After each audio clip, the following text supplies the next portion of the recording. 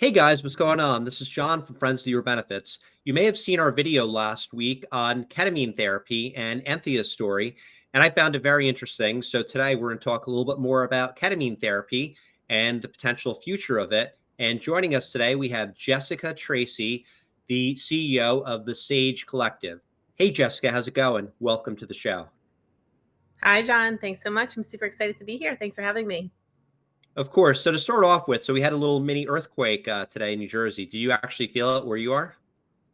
We did, yeah. So I'm in Philly and I was upstairs. I heard my dog starting to bark before anything happened. So I was curious what was going on. And then all of a sudden the whole house started shaking. And, I'm in Philly, so weird things happen. I thought maybe there was some odd sewage going on or something along those lines, which has happened. But yeah, I heard 4.8, I believe. And I think the last time that happened, if with some information that some others shared with me, was that hasn't happened since 2011, I believe, here in Philly. So yeah, it was a little unnerving. Definitely. And yeah, for me, I was in the middle of my driveway. I was actually receiving a package from FedEx. So I didn't feel it, but I saw the window shaking and my wife came out saying, John, did you feel that? So it is what it is. And luckily no damage here as far as we know in New Jersey. No So damage definitely here very either. interesting. Yes. Yep. So going back to our topic, right? So why don't you tell us a little bit about your background and what caused you or what led you to found the Sage Collective? Absolutely, absolutely. Yes. So my background is in healthcare. I spent about 16 years in the healthcare space. I actually started out in the similar field, in the field that you're in, John. So I was in underwriting at Independence Blue Cross here in Philly. I was also on the data analytics team and a benefits consultant for about 9 years at a firm local to New Jersey. And then from there, I transitioned over to the vendor space. So I worked in clinical genetics for about 6 years, doing some work with DNA sequencing for the prevention of hereditary cancer, heart disease, and pharmacogenomics, ultimately how one processes medications. And all the while, I was also dealing with my own personal mental health challenges. So I had always struggled with anxiety, with insomnia. I had kind of bouts of panic disorder. I struggled a lot with panic attacks. One time I had a panic attack that was literally an hour long. And I took the very traditional approach, the conventional approach, like most do. You get your prescriptions for your SSRIs to, kind of numb the feelings ultimately of anxiety. You take your sleeping pills to hopefully sleep at night, which just made me feel pretty terrible the next day, to be honest. And then I had Xanax for panic attacks, but ultimately that was really the only thing that quieted my mind at night. So I was, somewhat, I would say, carefully dependent on it, on Xanax, and ultimately at the same time, I was also really, I would say, fully investing in my career, which that's who I am. I put everything into what I do. But at the same time, what I realized looking back now is that I was totally distracting myself from really dealing with the issues at hand. I was numbing with the medication. I was distracting by working way too much. I was drinking way too much. I was networking and socializing. So that led to, a glass of wine, a couple glasses of wine, almost every day. And I was just distracting and I was numbing. And I was, at the same time, nobody knew because I was performing really well. I was working myself, up the corporate ladder, winning awards, top salesperson. But at the same time, to be honest, like I was slowly killing myself and I didn't even realize. My body was alerting me. I was having those panic attacks because it was saying, I need help. I need you to see me. I need you to stop and slow down and address these micro and macro traumas that have happened over time that you have not put any work into resolving. So my body was telling me, but I wasn't listening. And ultimately, that's what a lot of these mental health conditions are. They're alerts to say, I need help. I need you to look inwards and to work through these micro and macro traumas that have happened. And, ultimately, I think which a lot of society does because of the way, current modern medicine works is we just take medicine to not feel those alerts and those warning signs. So I was really fortunate enough to come across psychedelics and initially I was able to, I experienced psychedelics internationally, where it was legal. And then when I came back, I worked with psilocybin. And then when I came back to the States, I also found ketamine-assisted therapy. And, I'm incredibly, incredibly grateful to have found these healing medicines, because they just totally opened my eyes to a whole new way of healing and ultimately transforming your life. And I use these medicines as tools to really, really be the catalyst for change, the catalyst to understand what was going on internally, to see the traumas, to work through the traumas, and to really ultimately get to the root cause of what was going on, and to kind of move them through my body, let them go, and then ultimately to develop healthy coping mechanisms, which I use today. That involves yoga, meditation, journaling. I do a lot of shadow work, which is a methodology introduced by Carl Jung, and ultimately I realized, especially with my background in underwriting and as a consultant, my path and what I was going through is not too dissimilar from other people. Many people are struggling with this. I mean, you see SSRIs, Xanax, these prescriptions, the volumes, when you look at claims experience, it's up and up and up. The percentage of people that are dealing with these conditions just keeps increasing. So I decided, I have this background, this unique background that kind of sitting in the nucleus of the healthcare ecosystem. And I knew so many people that could heal from these therapies as well, but they wouldn't do it if it wasn't prescribed by a doctor.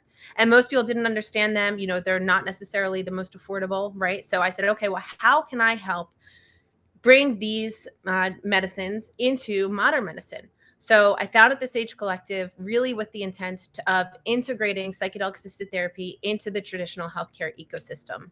And, we can talk a little bit more about what that looks like, but that's my background. And that's why ultimately I founded the Sage Collective, was really to integrate it into health systems, to integrate it into the employee benefits ecosystem. So a lot there. I'll stop and I'll pause, but that's how I got here. Very mission Well, driven.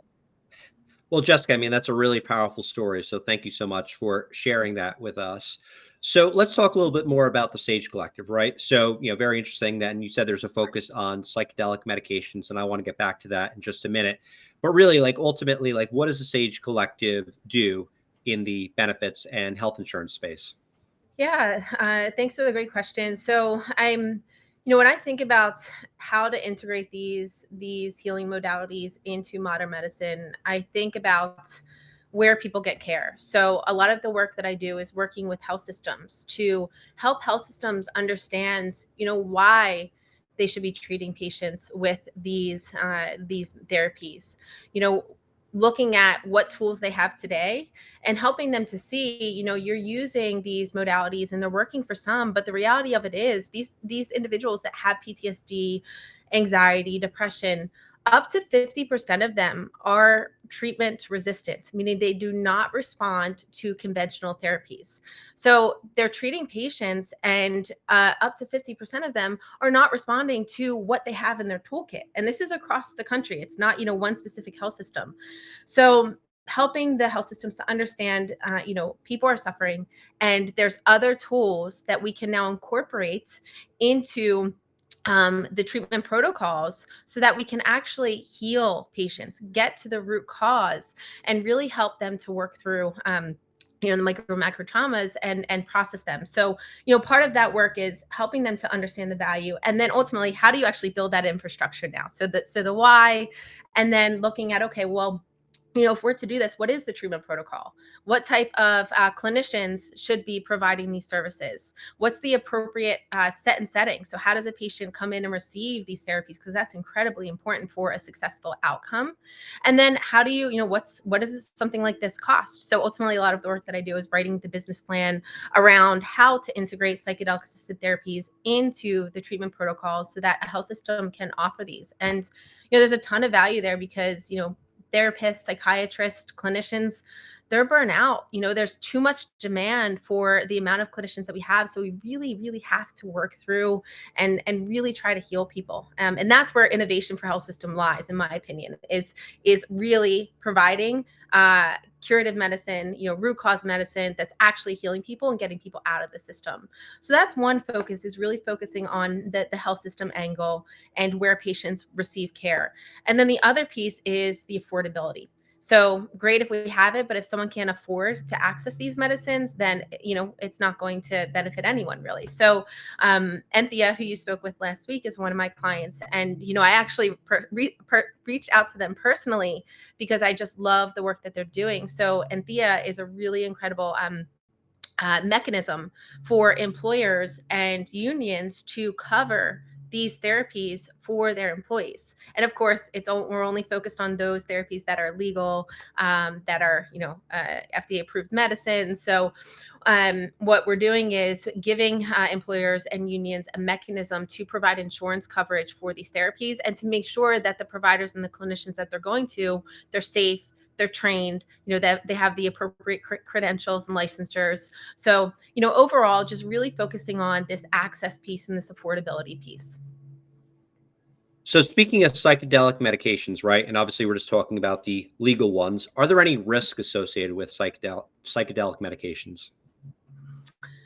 There's of course risks with any type of medication, right? And that's why there's processes in place to ensure that when a patient is seeking these therapies, that they are appropriately and very thoroughly, to be honest, screened to ensure that the medicine is appropriate for them, that they're eligible for it, that there's no exclusionary criteria or contradictions potentially based on other medications that they have or other conditions that they have. So I'll give you an example. Ketamine. If you have an uncontrolled heart condition, the medicine is not going to be appropriate for you. So there's instances where, somebody may have an uncontrolled high blood pressure, and the recommendation is not to continue with treatment. It's actually to go first work with your PCP to get your blood pressure under control, and then come back to work, to begin the treatment. That said, I think when we look at medicines, psychedelic medicines like psilocybin, these natural medicines, there's a scale, and I have to find the scale because it's a really great way of showcasing the safety profile around these medicines.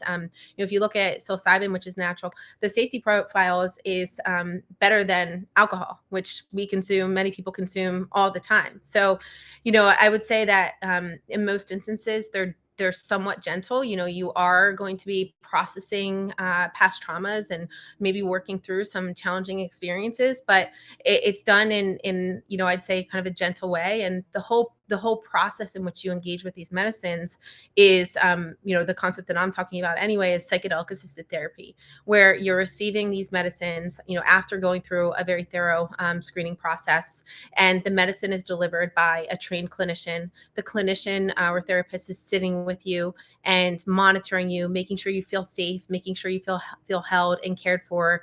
And then after the medicine is done working through your body, then you're actually working with that therapist to talk about what came up. And that's the actual process in ketamine-assisted therapy that Anthea is bringing to employers.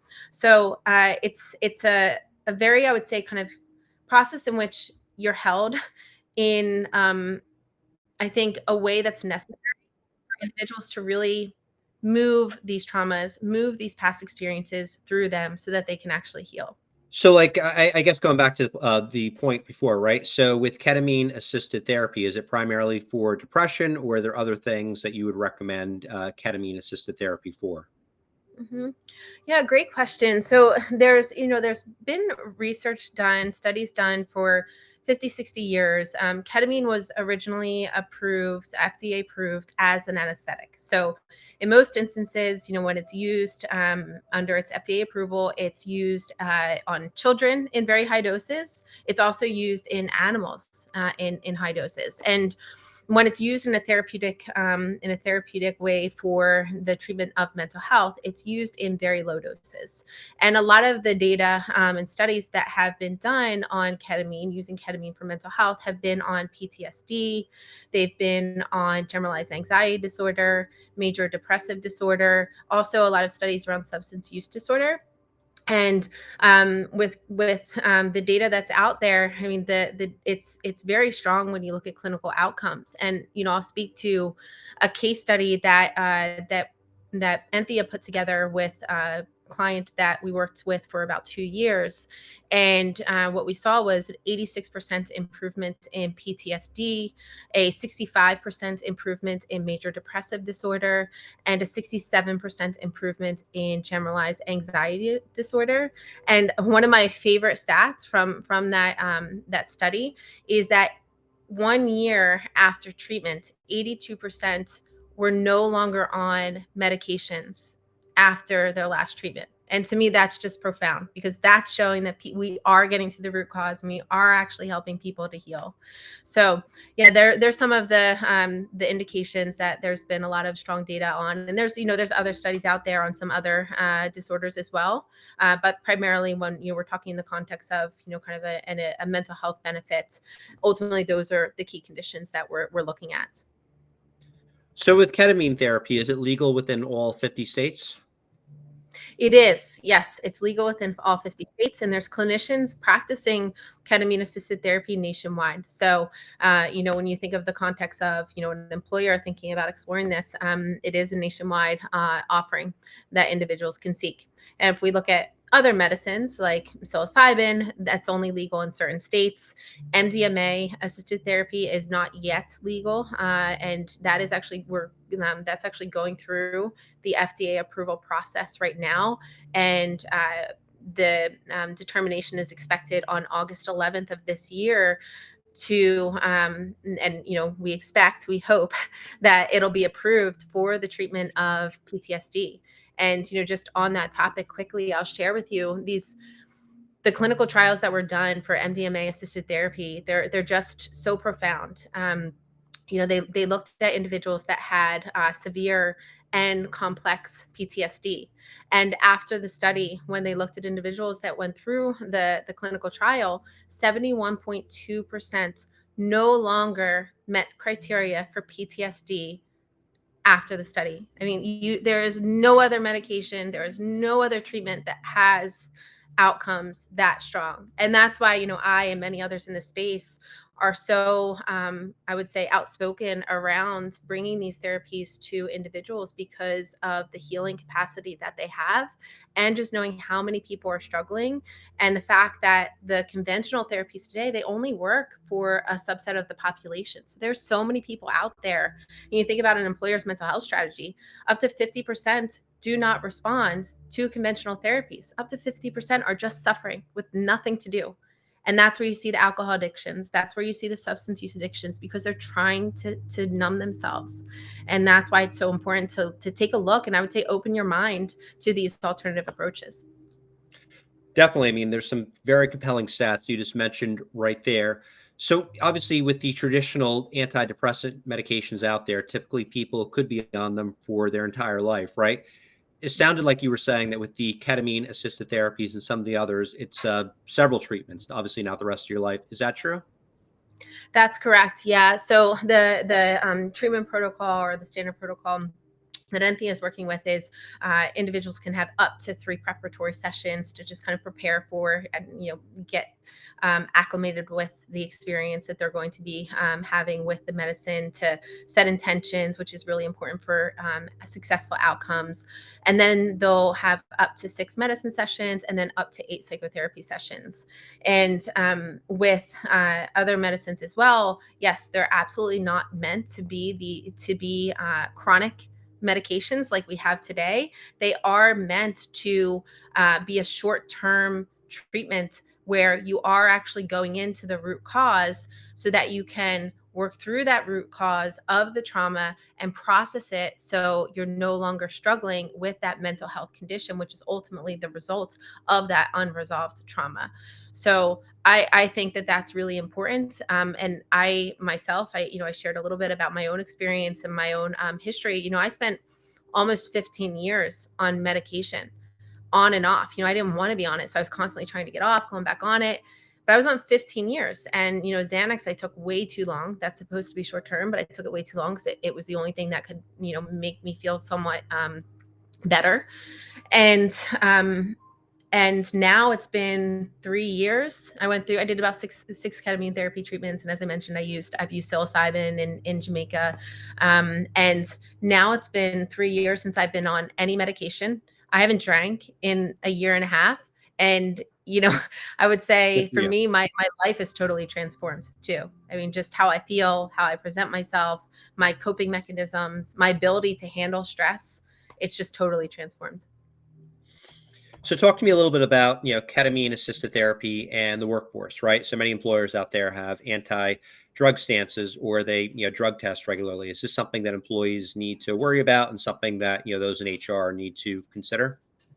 Oh, it's a great question. Yeah. So, I've actually looked at this for a union, a truck driving union, and because they were concerned too, because there's drug screenings, but ketamine was not a medication that was screened for as part of the drug testing. Ultimately, I do believe in most instances, with that group, that wasn't something that they could change. But of course, employers can modify it as they see fit. But the reality of it is, these medicines are not taken while you're at work, right? You're scheduling time to go in for your treatment. You're receiving the medicine. The medicine is short acting, so it's out of your system, within a short period of time. So from a drug testing or drug screening perspective, no, it's not something that an employer would have to worry about. And I would say also from, the perspective of an employee having that medicine, when we're looking at ketamine-assisted therapy, they're going in for the treatment. The medicine is acting for about 40 minutes, sometimes longer, sometimes it'd be closer to 40 to 90 minutes.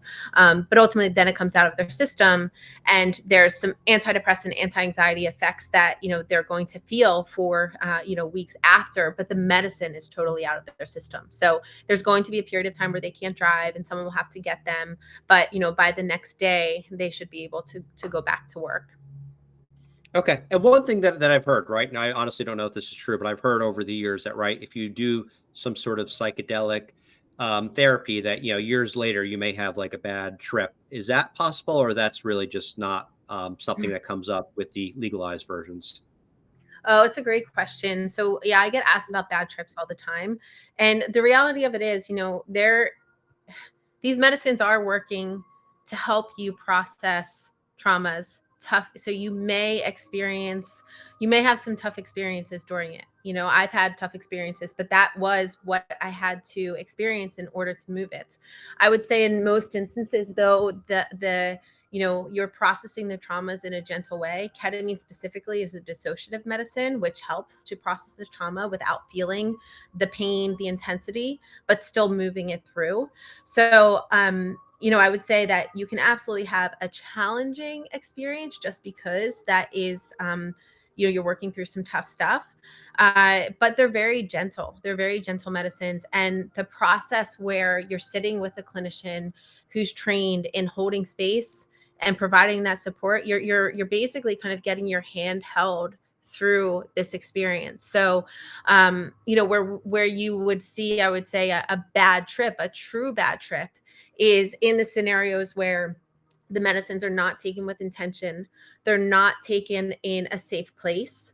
Let's say if you're taking it recreationally and you're at, let's say, a rave, or maybe you're at a bar or something. So I would say you can definitely have a bad trip if you're not in the appropriate set and setting. And that is why that set and setting and providing access to providers that are trained and that know what is necessary to provide, to hold a safe container for individuals is so critical.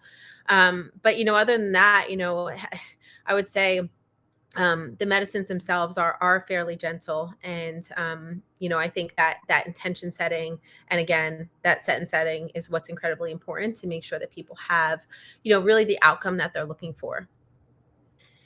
I very much appreciate that, Jessica. So, one additional thing that I hear, right, as I bring this topic up, it seems that a lot of people view this as leading edge. Do you Mhm. see that psychedelic therapies will become mainstream in the near future?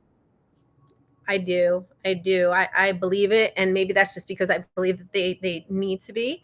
But just seeing where the industry is going, I mean, seeing the conversations that I'm having with health systems, the conversations that I'm having within the payer system, with employers and with unions. I mean, people see it, right?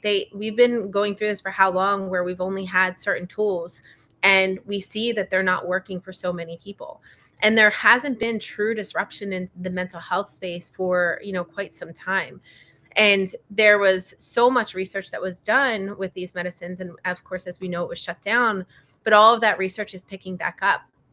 And, I'll also state that, I think pharma, the traditional pharma companies, they're also seeing it. They're looking at the data and they're getting involved. And, I think that's honestly what's helping some of this move forward, is because they're seeing that the outcomes are there. The data is really hard to ignore. And it's something that a lot of pharma companies are now starting to get involved in, to say, okay, well, how can we actually, use these molecules and put them into a prescription to give to people? And, I think there's a lot of debate on whether, that's right or wrong. And in my opinion, I would love if the sacredness of these medicines was carried forth, as they become more available to individuals. And at the same time, I know that there's individuals that, may never work with these medicines unless it's prescribed in a pill from their doctor. So if that's the catalyst that is going to help them, reconnect with themselves and, really access that medicine, and hopefully do so in that set and setting that I talked about, then, so be it. I think that at this point, so many people are suffering, and we need new ways. And I think innovation will follow too. I think, there's going to be a lot of tools out there that will hopefully bring the appropriate support systems, and the education and the resources that individuals will need, when they're learning about these medicines, when they're using these medicines, and then also, like, to carry some of that into the work that, providers and clinicians are going to be doing as well. Great. So, Jessica, let's say there's someone out there and they want to learn more about the Sage Collective, talk to you, and really hear where the Sage Collective is going. Where Mhm. can they go? They can find me on LinkedIn. So my name is here, Jessica Tracy, the Sage Collective. So feel free to connect with me. You can also find my website at thesagecollective.co, C-O, no M at the end. My email is jessica@thesagecollective.co. So, I would love to talk to anyone on, a personal level, a professional level, answer any questions that you may have. I'm truly passionate about this, and that education and awareness is kind of near and dear to my heart, because I know when I was exploring these therapies, there was so much information out there, and I didn't really know the right resources to rely on. So I'm more than happy to chat. So yeah, I'd appreciate it. Jessica, thank you so much for coming on the show today and sharing your very powerful personal story. Thank you, John. I appreciate it. Absolutely. And for our audience out there, we want to hear from you. What do you think of the future of psychedelic assisted therapy? Comment below.